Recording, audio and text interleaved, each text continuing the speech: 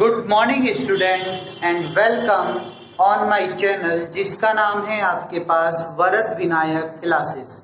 जैसा आप सभी लोगों को पता है कि इस चैनल पर आपको क्लास 10th और 12th की टर्म 1 मैथमेटिक्स की MCQ बेस्ड वीडियो प्रोवाइड कराई जा रही हैं, साथ में केस स्टडी बेस्ड वीडियो भी प्रोवाइड कराई जा रही हैं। साथ में मैं आपको इस चैनल पर जो आपके टर्म 1 के सिलेबस में चैप्टर्स हैं उनका इंट्रोडक्शन भी प्रोवाइड करा रहा हूँ। तो इसी सीरीज में मैं आज आपके लिए लेकर आया हूँ क्लास 10th की ट्राइंगल्स एंड कोऑर्डिनेट ज्योमेट्री से रिलेटेड कुछ इंपॉर्टेंट क्वेश्चन जो कि MCQ की फॉर्म में ही हैं। तो देखिए, चलिए स्टार्ट करते हैं आज के क्वेश्चंस को। देखिए, क्वेश्चन आपके पास पहला क्या है कि in the adjoining figure AD is the bisector of angle A। AD यहाँ पर बाइसेक्टर है एंगल A का, and then you have to prove AC is equal to, AC किसके इक्वल होगा। यहाँ पर ये चीज आपको प्रूफ करके दिखानी है। AC की वैल्यू निकालनी है, प्रूफ क्या मतलब AC निकालनी है आपको, और साथ में आपके पास ये दे रखा है कि AB जो है आपके पास 6 सेंटीमीटर है, BD आपके पास 4 सेंटीमीटर है और CD आपके पास 12 सेंटीमीटर है। तो आप जानते हैं कि बीपीटी यानी कि बेसिक प्रोपोर्शनल थ्योरम क्या कहती है कि आपके पास बेसिक प्रोपोर्शनल थ्योरम क्या थी, अगर आपको पता हो कि अगर ये आपके पास एक ट्राइंगल है, मैं आपको शॉर्ट इंट्रोडक्शन बता रहा हूं, ABC, ये आपके पास एक ट्राइंगल है ABC, और यहाँ पर आपके पास एक लाइन है जिसको हमने D और E से डिनोट कर दिया है। तो तब हमारे पास AD बेसिक प्रोपोर्शनल बोलती है AD upon BD AE upon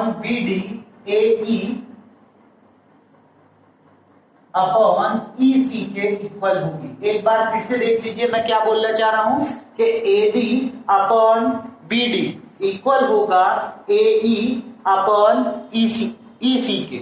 ये आपके पास बेसिक प्रोपोर्शनल थ्योरम होती है व्हेन, जब ये वाला ट्रायंगल इस वाले पूरे ट्रायंगल के सिमिलर हो, तब आपके पास ये थ्योरम आप अप्लाई कर सकते हैं। तो यहां भी आप देख रहे हैं कि ये वाला एंगल इस वाला एंगल के इक्वल है। ओके, ये आप बाइसेक्ट हो रही है तो एंगल इक्वल होंगे, तो ये वाले एंगल आपस में इक्वल है, तो आप बीपीटी लगा सकते हैं by the similarity of the triangle. अगर आप ट्राइंगल को सिमिलर करेंगे तो आप इसमें बीपीटी लगा सकते हैं। तो जैसे देख रहे हैं, ट्राइंगल सिमिलर होने के लिए आपके पास प्रॉपर्टी होती है ASA की और AA की। तो यहाँ पर अगर आप देखें तो ASA के थ्रू आप इसको प्रूव कर सकते हैं, ये वाला और ये साइड जो है आपके पास ये वाली और इस साइड का रेशो आपके पास इक्वल होगा, और साथ में यहाँ पर एंगल भी आपके पास दोनों इक्वल है। तो चलिए स्टार्ट करते हैं बीपीटी के थ्रू। तो बीपीटी आप कैसे लगाएंगे, AB बीपीटी के लिए आप कैसे लगाएंगे, ये साइड अपॉन ये साइड, तो ये चीज हो जाएगी AB upon AC is equal to BD upon CD। ये आपके पास हो जाएगी by the basic proportional theorem. अब यहाँ पर अब आप एक चीज देख रहे हैं, AB की वैल्यू आपके पास है 6 सेंटीमीटर, तो 6 अपॉन AC आपको फाइंड करना है। BD आपके पास है यहाँ पर 4 सेंटीमीटर और साथ में आपको CD की वैल्यू भी दे रखी है 12, तो यहाँ पर आप 12 राइट कर देंगे। इसको सॉल्व कर लीजिए। देखिए, हमें तो AC निकालना है, तो ये वाली चीज हमें निकालनी है, तो इसको हम क्रॉस मल्टीप्लीकेशन में इधर ले जाएंगे, इसको हम इधर लेके जाएंगे क्रॉस में, और ये वाली वैल्यू इसके अपॉन में पहुंच जाएगी। तो ये चीज कैसे हो जाएगी, AC इज इक्वल टू आपके पास हो जाएगा क्या, एक बार फिर से देखिए, AC इज इक्वल टू आपके पास हो जाएगा 6 इंटू 12 और ये 4 इसके अपॉन में, तो 4 3 12, तो 6 इंटू 3 दैट्स मीन 18। तो ये आपके पास 18 सेंटीमीटर की AC हो जाएगी, और इस टाइप से आपके पास जो आंसर आएगा वो ये वाला होगा, AD is equal to 18, AC is equal to 18, that's mean the option is A is correct answer. Okay, by this way you have to solve this question. एक चीज और मैं यहाँ पर आपको बताने जा रहा हूँ, ये चीज याद रखना ट्राइंगल्स के क्वेश्चंस में, अगर ऐसी कोई आपके पास क्वेश्चंस हो जिसके अंदर आपके पास 3 साइड दे रखी हो और चौथी साइड वो आपसे निकलवा रहा हो, तो आप सिमिलैरिटी बनाने की जगह उसमें बीपीटी लगाने की कोशिश करिए। आपका टाइम भी कंज्यूम कम होगा और साथ में आपका क्वेश्चन भी पूरा हो जाएगा, क्योंकि जनरली आप इसको अगर सिमिलैरिटी में लाएंगे, सिमिलैरिटी बनाएंगे तो टाइम आपका कंज्यूम होगा, और टाइम कंज्यूम होगा तो बाकी क्वेश्चंस के लिए आप प्रॉपरली कर नहीं पाएंगे, उतना टाइम आपको नहीं मिल पाएगा जिस क्वेश्चन में आपको टाइम की जरूरत होगी। तो बीपीटी लगाइए डायरेक्ट उसकी जगह, अगर पहले आप सिमिलर करेंगे फिर बीपीटी लगाएंगे तो ठीक है। चलिए आप करते हैं क्वेश्चन नंबर 2 जो कि आपकी स्क्रीन पर यहाँ पर है। क्वेश्चन नंबर 2 आपकी स्क्रीन पर है। इन द ट्राइंगल, आपके पास एक ट्राइंगल गिवन है ABC, in the triangle ABC और दूसरा ट्राइंगल आपके पास गिवन है DEF। इसमें AB जो है वो B जो है वो E के इक्वल है, F जो है वो C के इक्वल है, और सेकंड थिंग्स AD जो है वो 3DC के इक्वल है। तो आपको बताना है कि वो ट्राइंगल्स आपके पास कैसे होंगे, किस फॉर्म के होंगे। ऑप्शन नंबर 1 कॉन्ग्रुएंट होंगे बट नॉट सिमिलर होंगे, ऑप्शन नंबर 2 सिमिलर होंगे बट नॉट कॉन्ग्रुएंट होंगे, third neither congruent not similar, ना ही कॉन्ग्रुएंट होंगे ना ही सिमिलर होंगे, और fourth option is congruent as well as the similar, congruent भी होंगे सिमिलर भी होंगे। तो यहां पर जो मैं आपको आज बताने जा रहा हूं उसे थोड़ा सा ध्यान से सुनना है आपको। क्या कि देखिए इसका सॉल्यूशन ही है एक तरीके से। ये सबसे पहली चीज आपको किसी भी ट्राइंगल में ये चीज देखनी है कि कॉन्ग्रुएंसी आपके पास कौन सी कंडीशन में आपके पास होती है। एक तो कॉन्ग्रुएंसी कौन सी कंडीशन में होती है, और सिमिलैरिटी कौन सी कंडीशंस में होती है, ये चीज आपको याद रखनी है। देखिए मैंने यहाँ पे लिख दिया है, कॉन्ग्रुएंसी को देखिए। कॉन्ग्रुएंसी हम कब करेंगे, कॉन्ग्रुएंट ट्राइंगल कब होगा, जब उसके तीनों एंगल, ट्राइंगल के तीनों एंगल इक्वल होंगे। All angle are equal, all angles are equal, ये चीज आपको याद रखनी है। All angles are equal. Second things, all sides are equal, all sides are equal.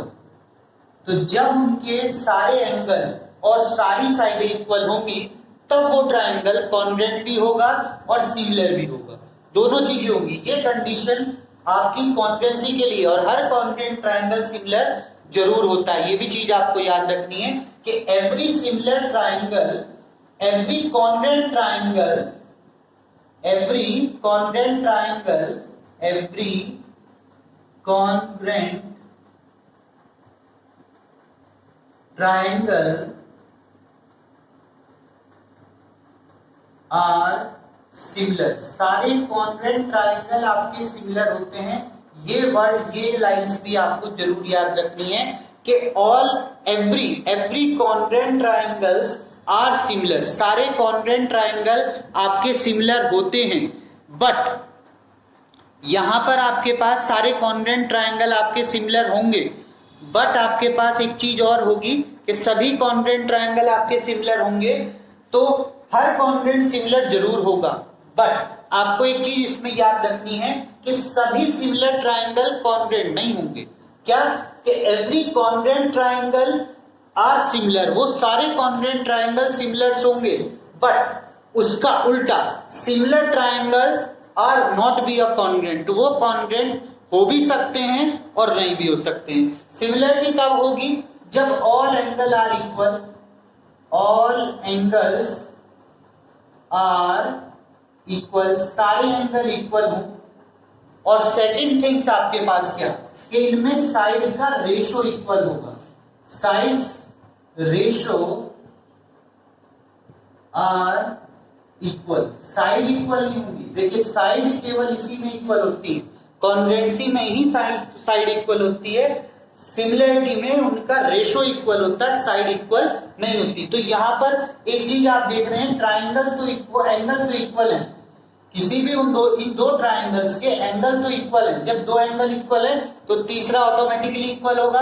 But यहां पर साइड में अगर देखते हैं हम तो साइड इक्वल नहीं है, क्योंकि ए बी जो होनी चाहिए थी वो डी के इक्वल होनी चाहिए थी, ना कि उसकी 3 टाइम्स होनी चाहिए थी। क्योंकि जब हम इसको डी को इसके अपॉन में लेकर आएंगे, देखिए A B is equal to आपके पास 3DE है, तो अगर आप ए बी इसको अपॉन में डी के करेंगे तो ये वैल्यू 3/1 हो जाएगी। ओके, ये वैल्यू आपके पास क्या हो जाएगी 3/1। तो यानी कि इनका रेशो तो 3/1 होगा, तो 3/1 इनका रेशो होगा। ये दोनों इक्वल नहीं होंगे, तो जब ये इक्वल ही नहीं होंगी तो कॉन्ग्रुएंट होने की तो कंडीशन गलत। साइड एंगल तो इक्वल है पर साइड इक्वल नहीं है। अब यहां पर आ जाइए, यहां पर एंगल इक्वल होने चाहिए जो कि है, but sides ratio are equal. Sides ratio हमारे पास है तो हाँ साइड रेशो इक्वल हो भी सकता है, तो साइड रेशो इक्वल हो सकता है, तो इसका मतलब क्या है कि ये सिमिलरिटी की कंडीशन को तो सेटिस्फाई करेंगे। तो जब ये सिमिलरिटी की कंडीशन को सेटिस्फाई करेंगे तो इसका मतलब ये वाला आंसर हमारे पास ठीक होगा कि सिमिलर तो ये होगा, पर कॉन्ग्रुएंट नहीं होगा। तो इसका मतलब आपका आंसर ये रहा। ये आपको कोई भी अलग से कोई ऐसी ट्रिक नहीं है जिसे आपको याद रखना है, बस आपको इसमें ये 2-3 कंडीशन याद रखनी है कि कॉन्ग्रुएंट ट्राइंगल तब होता है जब ऑल एंगल्स आर इक्वल, सारे एंगल इक्वल होंगे, और ऑल साइड्स आर इक्वल, सारी साइड इक्वल होंगी। सिमिलर कब होता है कि जब ऑल एंगल आर इक्वल, सारे एंगल इक्वल हो, साथ में उनकी साइड का रेशो इक्वल हो। साइड इक्वल नहीं होनी चाहिए, हो भी सकती है, साइड इक्वल भी हो सकती हैं, पर इसमें साइड का रेशो होना इक्वल वो ज्यादा जरूरी है। ओके, साइड इक्वल होगी तो भी काम चल जाएगा, पर इसमें साइड का रेशो इक्वल होता है, ये इसकी कंडीशन। तो सिमिलरिटी तभी बनती है, और यहाँ पर हमारा साइड का रेशो ही 3/1 आ रहा है। अगर साइड इक्वल होती तो रेशो आता 1/1। क्लियर? अब आपको चलते हैं हम नेक्स्ट क्वेश्चन की तरफ लेकर के। ये क्वेश्चन मेरे को लगता है आपको सभी को समझ में आ गए होंगे। तो अब चलते हैं अपने नेक्स्ट क्वेश्चन की तरफ। नेक्स्ट क्वेश्चन है आपकी स्क्रीन पर ये। नेक्स्ट क्वेश्चन आपकी स्क्रीन पर ये है कि इन द गिवन फिगर आपके पास वो है, और उसमें आपके पास DE, that's mean this line and this line are parallel, ये पैरेलल है। तो देन आपके पास गिवन है AD is equal to x+3, AB is equal to 2x and AE is equal to x+5, and last thing is AC is equal to 2x+3, and then after you have to find the value of x। आपको x की value बतानी।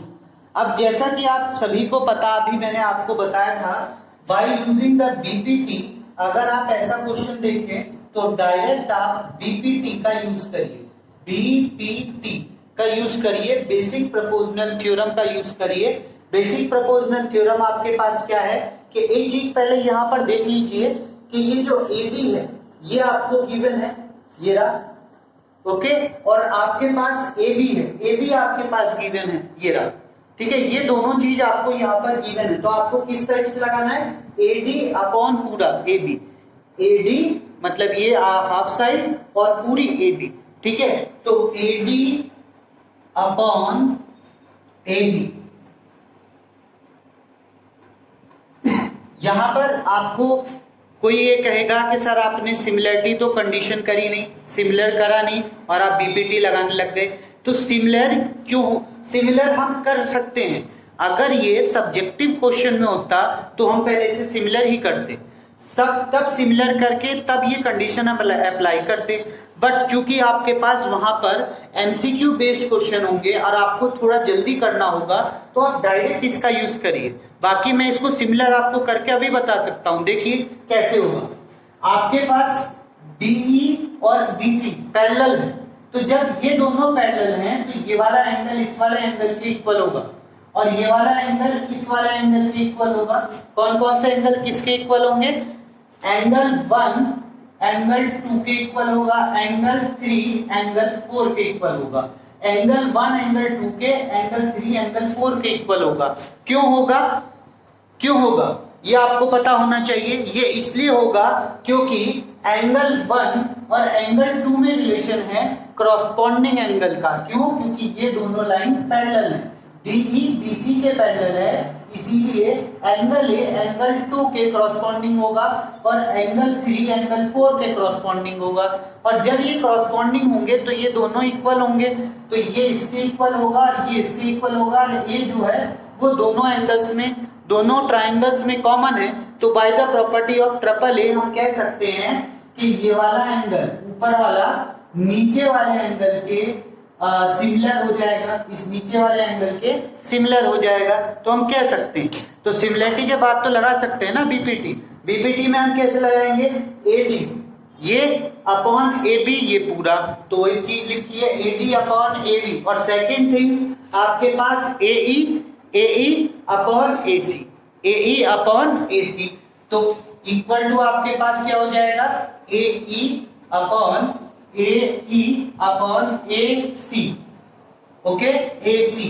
अब यहां पर अब आप देख रहे हैं कि जो एडी है, एडी की वैल्यू आपके पास ये रही, तो x plus 3 upon A B की वैल्यू आपके पास ये है 2x इज इक्वल टू ए आपके पास वैल्यू हो रही x प्लस 5 अपॉन ए सी आपके पास वैल्यू है 2x प्लस 3।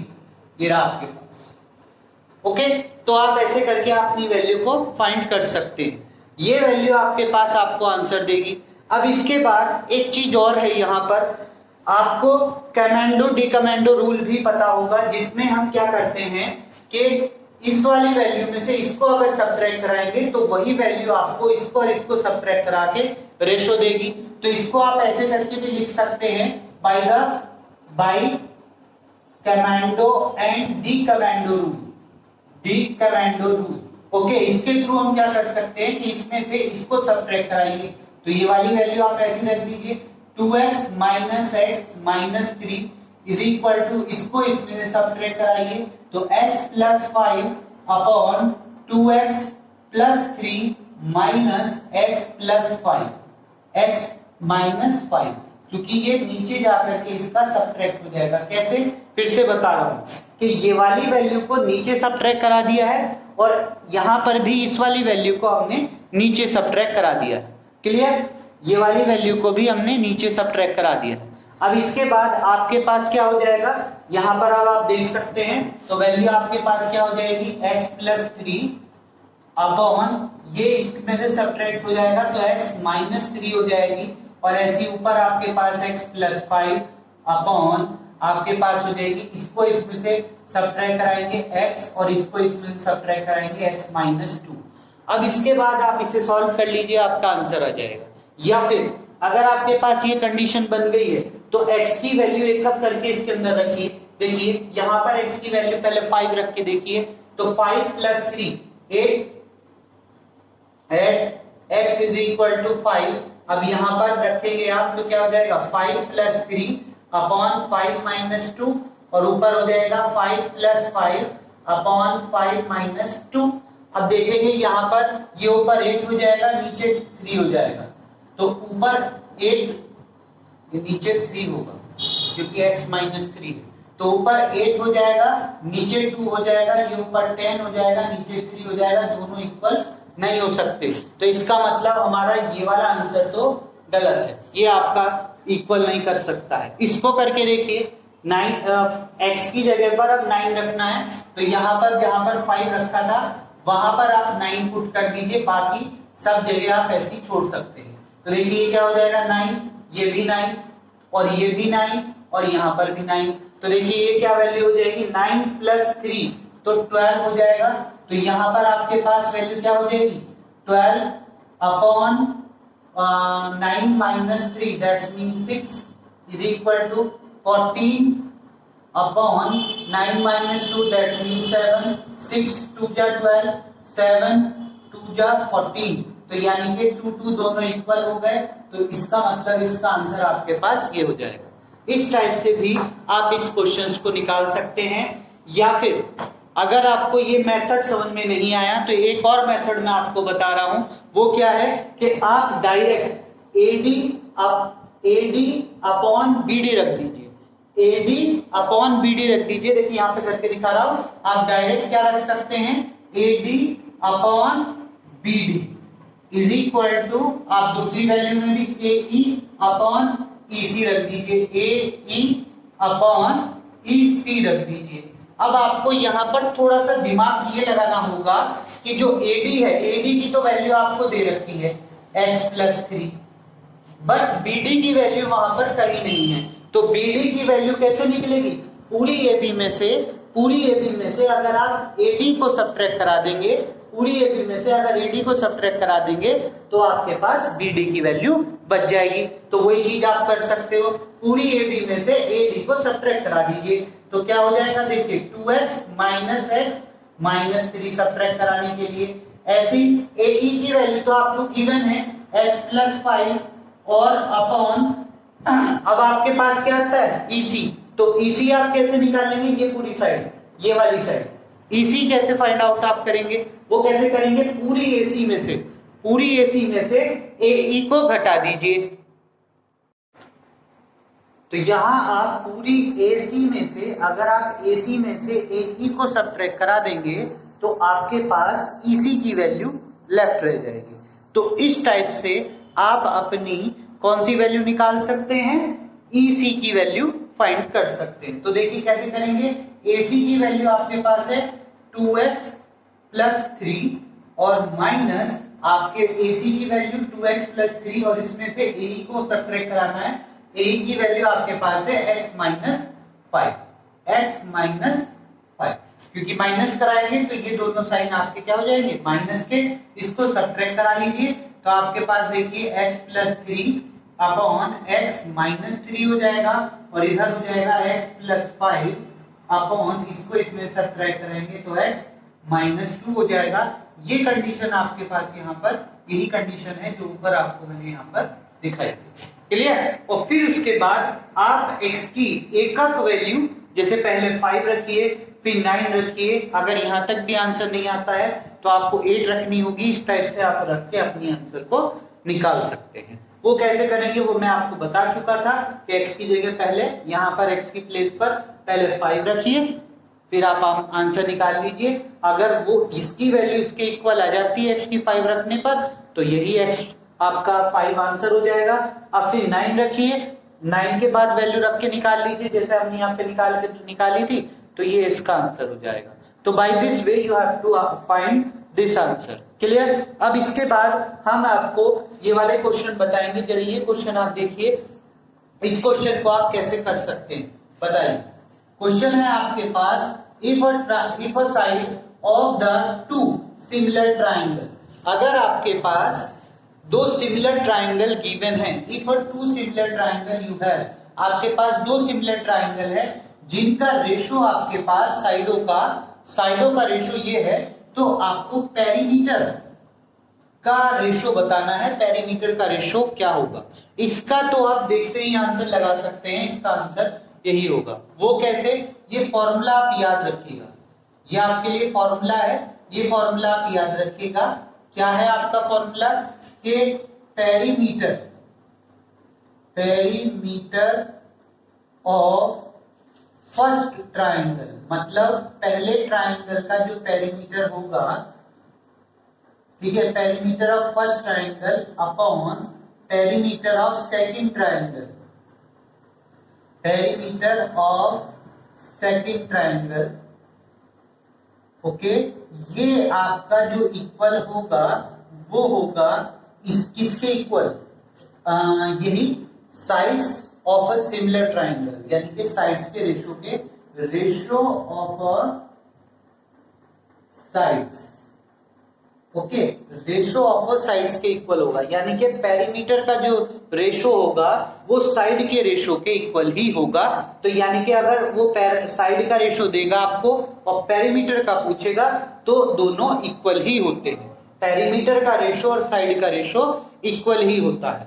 बट अगर एरिया का रेशो वो आपसे पूछे, यहाँ ratio of an area, ratio of area, ratio of area आपसे अगर आपसे वो कंसर्न कराए तो आपको क्या करना है, ratio of square of side, square of sides, यानी कि जो एरिया का रेशो होता है वो आपके साइडों के स्क्वायर के रेशो के इक्वल होता है। ये दोनों फॉर्मूले आपको याद रखना है। क्यों? क्योंकि ये आपके लिए मोस्ट इंपॉर्टेंट क्वेश्चन है इस एक्सरसाइज का, मोस्ट इंपॉर्टेंट। या तो आपको वो साइड देगा, आपसे पैरामीटर पूछेगा, या फिर वो आपको वही चीज साइड का रेशो देगा, पैरामीटर का रेशो पूछेगा, या वो आपसे क्या कह सकता है कि साइड का रेशो है तो एरिया का रेशो बताइए, या फिर वो आपसे कह सकता है कि साइड का रेशो ये है, एक पैरामीटर का भी, जैसे यहां पर मैंने कहा कि साइड का रेशो आपके पास ये है, साइड का रेशो आपको गिवन हो और एक पैरामीटर आपको गिवन हो, एक ट्रायंगल का पैरामीटर गिवन हो, दूसरे ट्रायंगल का आपसे पैरामीटर वो कंसर्न करा सकता है। तो इस टाइप से इस फॉर्मूले पे बेस वो आपको एक क्वेश्चन जरूर प्रोवाइड कराएगा। तो इस टॉपिक को आप जरूर पढ़ के जाइएगा। अब चलते हैं अपने नेक्स्ट क्वेश्चन की तरफ। नेक्स्ट क्वेश्चन है आपकी स्क्रीन पर ये। Then next question is, you very well know, question आपके पास कोऑर्डिनेट ज्योमेट्री से है और ये आपको बहुत अच्छा आता होगा क्योंकि कोऑर्डिनेट ज्योमेट्री बहुत इजी और सिंपल टॉपिक है। तो क्वेश्चन है कि the ratio in which the line segment join this value, यानी कि लाइन सेगमेंट इन दो पॉइंट से मिलकर के बना हुआ है, ये डिवाइड हो रहा है with the help of x axis. X axis से ये यहां पर डिवाइड हो रहा है। तो आपको बताना है कि वो रेशो क्या होगा जो इन दोनों लाइन सेगमेंट से ज्वाइन हो रहा हो और एक्स एक्सिस से डिवाइड हो रहा हो। तो जल्दी से बताइए इसका आंसर आप क्या दे सकते हैं, इसका आंसर आपके हिसाब से क्या होगा? आपने सोच भी लिया होगा, तो चलिए मैं आपको इसको सॉल्यूशन बताता हूं। सॉल्यूशन इसका क्या है कि जब आपके पास एक पॉइंट ये ए है, एक पॉइंट ये आपके पास बी है, इसके कोऑर्डिनेट आपके पास 2,7 है, इसके कोऑर्डिनेट आपके पास 4,-7 है और इसको इससे हमने ज्वाइन करा दिया है। तो ये लाइन आपके पास आ गई है, ये divide by x axis, x axis से डिवाइड हो रही है। तो यानी कि एक्स एक्सिस आपके पास कैसा होता है, ये चीज है। तो ये लाइन थोड़ी सी आपके पास अगर आप ध्यान से देखें तो ये लाइन ऐसे ना करके एक्स एक्सिस से डिवाइड होगी, तो ये लाइन आपके पास इस फॉर्म में होगी, ए और बी, ये होगा आपके पास लाइन ऐसे करके। ये लाइन ऐसे करके जाएगी, थोड़ी स्ट्रेट बना दीजिए, लाइन ये ऐसे करके आपके पास जाएगी। ओके, अब इसके बाद एक्स एक्सिस से डिवाइड होगी तो एक्स एक्सिस यही तो होगा, ऐसे करके जाता है ओरिएंटल में एक्स एक्सिस, तो ये इस एक्स एक्सिस के थ्रू डिवाइड है। यहां पर आपके पास कहीं वाई एक्सिस ऐसे करके समझ लीजिए, तो ये आपके पास वाई एक्सिस है। अब जब ये एक्स एक्सिस से डिवाइड है तो ये वाले पॉइंट के जो कोऑर्डिनेट होंगे वो कोऑर्डिनेट क्या होंगे, एक्स की तो कुछ ना कुछ वैल्यू होगी। सपोज करिए वो ए है, ठीक है, एक्स की तो ये वैल्यू होगी, तो यहाँ पर ए और वाई की कुछ होने की नहीं, क्योंकि वाई पर तो कटा हुआ है, तो वाई की वैल्यू हमारे पास क्या हो जाएगी, 0। तो इसका मतलब क्या है कि जब हम इसमें सेक्शन फॉर्मूले लगाएंगे, जब आप इसमें सेक्शन फॉर्मूले लगाएंगे तो आप रेशो को थोड़ी देर के लिए के रेशो 1 मान लीजिए, जिसमें आपके पास रेशो निकालना हो उसमें के रेशो आप 1 मान लीजिए। तो के रेशो 1 आपके पास रेशो है, ये पॉइंट आपके पास ये है, तो यानी कि x1 की वैल्यू आपके पास है 2 अगर आप फर्स्ट पॉइंट से देखते हैं, और y1 की वैल्यू आपके पास है 7। ये आपके पास x1 होता है, ये आपके पास y1 होता है, ये आपके पास x2 होता है, ये आपके पास y2 होता है। और ऐसे ही x2 की वैल्यू आपके पास हो जाएगी 4 और y2 की वैल्यू आपके पास हो जाएगी -7। ये वैल्यू आपके पास होगी। अब इसके थ्रू आप, ये आपके पास m1 हो जाएगा, यहाँ पर ये आपके पास m2 हो जाएगा, आपके पास सारी वैल्यू आ गई है। और साथ में ये पॉइंट भी आपको पता है, y की वैल्यू यहाँ पर क्या हो जाएगी, 0 हो जाएगी। तो y वाले कोऑर्डिनेट को लेंगे, सिर्फ सेक्शन फॉर्मूले से y वाले कोऑर्डिनेट को लेंगे और उसकी वैल्यू 0 के इक्वल राइट कर देंगे और तब हम उसका आंसर यहाँ पर फाइंड करेंगे। तो देखिए कैसे करेंगे, मैंने अभी आपको बोला कि इसकी वैल्यू 0 लेंगे, तो 0 इज इक्वल टू क्या रखेंगे, वाई एक्सिस वाला कोऑर्डिनेट का सेक्शन फॉर्मूले में से वाई एक्सिस वाले को, तो वाई एक्सिस क्या होता है, m1 y2 plus m2 y1 upon m1 plus m2। अब इसके बाद आप इसमें वैल्यू रख दीजिए m1 की वैल्यू k है, k यहाँ पर ये आपके पास क्या हो गया 0, और y2 की वैल्यू आपके पास है -7, तो हियर इज -7 प्लस m2 की वैल्यू आपके पास है 1, तो m2 की वैल्यू आपके पास 1 हो गई, इनटू y1 की वैल्यू आपके पास क्या है, y1 की वैल्यू आपके पास है 7, तो यहाँ पर आप 7 राइट कर देंगे, ओके। और फिर यहाँ पर k प्लस 1। अब देखिए ये वैल्यू 0 के इक्वल है, तो यहां से ये वैल्यू इससे मल्टीप्लाई करेंगे तो ये वैल्यू 0 से मल्टीप्लाई होते ही 0 बन जाएगी, और ये वैल्यू की मल्टीप्लाई कर दीजिए तो माइनस के 7 के प्लस के 7 हो जाएगी। अब ये वैल्यू उठा करके आप इधर लेकर आइए तो ये हो जाएगा 7k is equal to 7, then k की वैल्यू आपके पास सीधी सी 1 आ गई, ओके। तो k की वैल्यू 1 और एक वैल्यू हमने 1 पहले से सपोज कर रखी थी, इसका मतलब ये आंसर आपके पास क्या हो जाएगा 1:1। तो रेशो आपके पास क्या हो जाएगा, इसके अंदर रखेंगे रेशो, यहाँ पर k की जगह पर 1 और फिर रेशो 1 आपके पास पहले से ही है, इसका मतलब आंसर ये आ जाएगा। वहां पर आप इतना नहीं सोचेंगे, वहां पर एक चीज याद रखिएगा, जैसे ही ऑन y एक्सिस आएगा, ऑन x एक्सिस आएगा तो y इज इक्वल टू 0 हो जाएगा, और अगर यहाँ पर वो y एक्सिस लिख दे y एक्सिस, तो आपके पास x इज इक्वल टू 0 रखना है। तो आपको सिर्फ x के x कोऑर्डिनेट वाली वैल्यू रखनी है, उसको 0 के इक्वल रख देना। जब y एक्सिस आएगा, x एक्सिस में आपको y एक्सिस वाले कोऑर्डिनेट की वैल्यू रखनी है सेक्शन फॉर्मूले में से, और उसको 0 के इक्वल रख देना, वैल्यू निकाल देनी। रेशो आप यही मानना, अगर आप यही मानेंगे तो आपका आंसर और भी जल्दी आ जाएगा। वहां पर इतनी चीज आपको ड्रॉ करके दिखाने की जरूरत नहीं है, क्योंकि आपको तो आंसर से मतलब है। क्लियर? तो ये क्वेश्चन आपके समझ में आ गया होगा। इस टाइप के क्वेश्चन भी आप अपने एग्जाम के लिए जरूर करके जाना, ये आपके पास मोस्ट इंपॉर्टेंट क्वेश्चन है। तो इस वीडियो में मैं आपको 2 या 3 क्वेश्चन ऐसे दे चुका हूं जो बहुत इंपॉर्टेंट है, शायद आपके एग्जाम में 99.99% आए। अब इसके बाद 7th क्वेश्चन देखिए। 7th क्वेश्चन आपके पास क्या है, point P divided the line segment, point P divided the line segment, join the points, इन दोनों पॉइंट को से बन करके आपका एक लाइन सेगमेंट हो रहा है जो कि P पॉइंट के थ्रू डिवाइडेड है, सो दैट आपको पता है कि AP जो है उसमें AP अपॉन PB का रेशो आपके पास 1:3 है, तो आपको P के कोऑर्डिनेट बताने। तो इसको थोड़ा सा ग्राफ से अगर आप देखेंगे तो और बेटर समझ में आएगा। ये आपसे कह रहा है कि ये A है, ये B है, इसके पॉइंट के कोऑर्डिनेट 1,2 है और इसके पॉइंट के कोऑर्डिनेट आपके 5,-8 है। इन दोनों को आपने इससे ज्वाइन करा दिया है। जब ये आपके पास ज्वाइन हो गया है, P इसे डिवाइड कर रहा है, यहाँ पर कहीं पर P है, P इसे डिवाइड कर रहा है। इस P के कोऑर्डिनेट आपको यहाँ पर चाहिए, तो इसको आप सब थोड़ी देर के लिए सपोज कर लीजिए x, y। क्लियर? अब इसके बाद आपको एक चीज और पता है कि जो AP है, ये इस वैल्यू के थ्रू आपको ये पता है कि ये जो AP है ये आपके पास AB की 1/3 पार्ट्स है। तो यहां से अगर आप इस चीज को देखिए, AP upon AB is equal to 1/3, इसको क्रॉस मल्टीप्लाई करिए तो 1 की आप AB से मल्टीप्लाई करेंगे तो ये हो जाएगा AB is equal to 3AP, ये हो जाएगा। यानी कि AB जो है आपके पास 3AP के इक्वल है। तो जब आपके पास 3AP के इक्वल होगी तो ये आपके पास 2 पॉइंट में 2 तरीके से डिस्ट्रीब्यूट हो सकती है। जैसे या तो ये इतना वैल्यू 2 की होगी और इतनी वैल्यू ये 1 की होगी।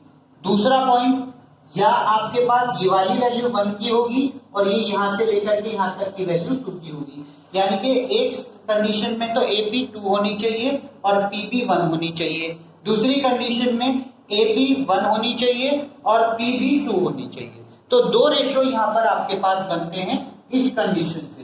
पहला रेशो आपके पास क्या बनेगा, पहला रेशो आपके पास बनेगा 2:1। दूसरा रेशो इसमें क्या बनेगा 1:2। यानी कि अगर इनको और इनको ऐड कर देंगे तो आपके पास 3 हो जाएगा। तो इस टाइप से आप अपने रेशो को यहाँ पर निकाल सकते हैं। ये रेशो आपके पास 2 रेशो यहाँ पर बनेंगे। अब आपके पास यहाँ पर रेशो आ गया है, रेशो भी है, पॉइंट के कोऑर्डिनेट भी हैं, सेक्शन फॉर्मूला लगाइए, आंसर आप एकदम फाइंड कर लेंगे। तो देखिए आंसर कैसे आप निकालेंगे वो आप यहाँ पर देखिए ऊपर। तो देखिए यहाँ पर हमने m1 m2 का रेशो अभी 2:1 रखा है और फिर उसके बाद AB की वैल्यू ले लीजिए।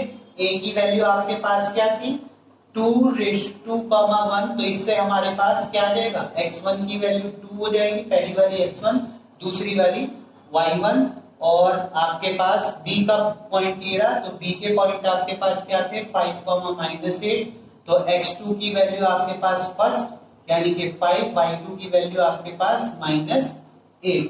तो ये 2 वैल्यू आपने यहाँ पे रख ली। सेक्शन फॉर्मूला आपको पता है क्या होता है, देखिए x, y is equal to, section formula अगर ना पता हो तो यहाँ से राइट कर लीजिएगा कॉपी पर, m1 x2 plus m2 x1 upon m1 plus m2। Okay, and second things y1 के लिए भी होगा m1 y2 plus m2 y1 upon m1 plus m2। तो इस टाइप से आपके पास ये सेक्शन फॉर्मूला होगा।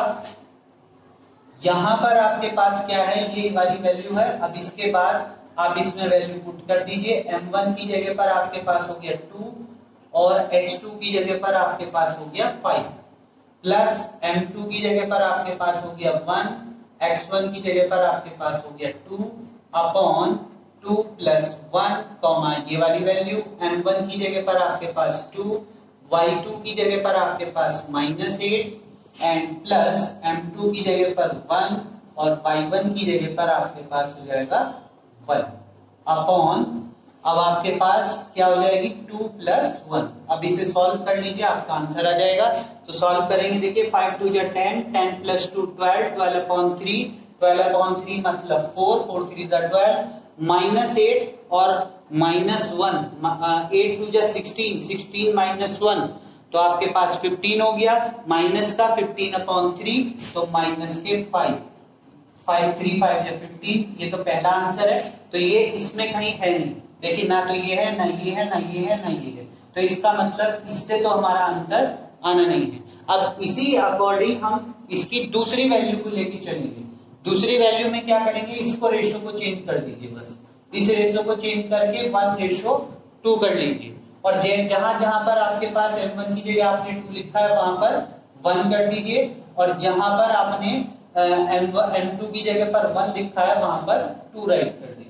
तो यहाँ पर आपके पास 1 हो जाएगा और यहाँ पर आपके पास 2 हो जाएगा, बाकी सारी वैल्यू सेम रहेगी। तो देखिए 5 और ये हो गया 2 2 जा 4, 5 plus 4 that's mean 9, 9 upon 3, 9 upon 3 की वैल्यू 3, तो यहाँ पर आपके पास क्या आ जाएगा 3। अब इसके बाद यहाँ पर आ जाइए -8 और प्लस 2 तो -6 अपॉन 3, 3 2 जा 6 तो यानी कि वैल्यू 2, तो यानी कि ये हो जाएगी 3, -2। तो देखिए कोई आंसर है क्या, 3, -2 आपके पास डी है। तो इस टाइप से आप अपने आंसर को फाइंड कर सकते हैं। इन क्वेश्चंस में आपको सेक्शन फॉर्मूला यानी कि ये वाला फॉर्मूला पता होना चाहिए। अगर आपको ये वाला फॉर्मूला पता नहीं है तो राइट जरूर कर लीजिएगा, एक क्वेश्चन सेक्शन फॉर्मूले पर आपको मिलेगा ही मिलेगा। क्लियर? इसके बाद अब आपके पास जो क्वेश्चन नंबर है 8 आएगा, तो क्वेश्चन नंबर 8 देखिए। अब see on a board, this is a 8th question and ये आपके लिए होमवर्क है। अब तक आपने जितने भी क्वेश्चन देखे हैं उसमें ये आपके लिए होमवर्क है, इसको एक बार जरूर करिए अपने आप। मैं इसको समझा रहा हूं कि कैसे होगा। यहां पर आपके पास क्या है कि लाइन सेगमेंट आपके पास है, ये पॉइंट है और एक ये पॉइंट से मिलकर के लाइन बन रही है, और उस लाइन में ये इस रेशो में कटती है। मींस कि ये आपके पास 2 पॉइंट हैं, इन दोनों को ज्वाइन कराया गया है, इसके कोऑर्डिनेट आपके पास हैं। इसे सपोज करिए a मान लिया, तो 3, 10 और इसके कोऑर्डिनेट आपके पास b हैं जिसका 6 - 8 है। ओके, अब ये दोनों पॉइंट आपके पास a b हैं। इस दोनों पॉइंट में आपको इस रेशो के थ्रू ये कट हो रहा है, तो जब इस रेशो के थ्रू कट हो रहा है तो यहाँ पर कहीं पॉइंट कोई और समझ लीजिए, P समझ लीजिए, तो ये रेशो आपके पास जो यहाँ पर रेशो है वो है 2:7 और आपको बताना है इस पॉइंट के, ये जो P पॉइंट है इस पॉइंट के एब्सेसा की वैल्यू, एब्सेसा मींस x, y, आप इस पॉइंट को सपोज करेंगे तो जो x वाली वैल्यू होती है उसी को हम एब्सेसा बोलते हैं, यानी कि आपको इन शॉर्ट में x की वैल्यू बतानी है, इस पॉइंट के x की वैल्यू आपको बतानी है कौन सी होगी, और ये वैल्यू आप मुझे कमेंट में राइट करेंगे ताकि मैं आपको देख सकूं कि आपने कुछ इस वीडियो से कुछ गेट किया है कि नहीं। और अगर आपको ये वीडियो पसंद आई है तो ज्यादा से ज्यादा शेयर करिए, लाइक करिए और मेरे चैनल को सब्सक्राइब जरूर करना ना भूलें। ओके, और साथ में मैं आपको एक टेलीग्राम चैनल का लिंक दूंगा जो इसी वीडियो के डिस्क्रिप्शन में आपको मिलेगा। At the time of exam, जब आपके एग्जाम होंगे उससे 5 डेज या 10 डेज पहले मैं आपको कुछ इंपॉर्टेंट क्वेश्चन की सीरीज उस पर सेंड करूंगा ताकि आप उसकी प्रैक्टिस कर सकें। वो क्वेश्चंस इंपॉर्टेंट ही होंगे, साथ में ऐसे क्वेश्चन होंगे जो आपके पहले एग्जाम में आ चुके होंगे। क्लियर? तो अगर आपको ये वीडियो पसंद आया है तो चैनल को सब्सक्राइब करना ना भूलें। I will again say these things and also like my channel. Thank you for watching this video.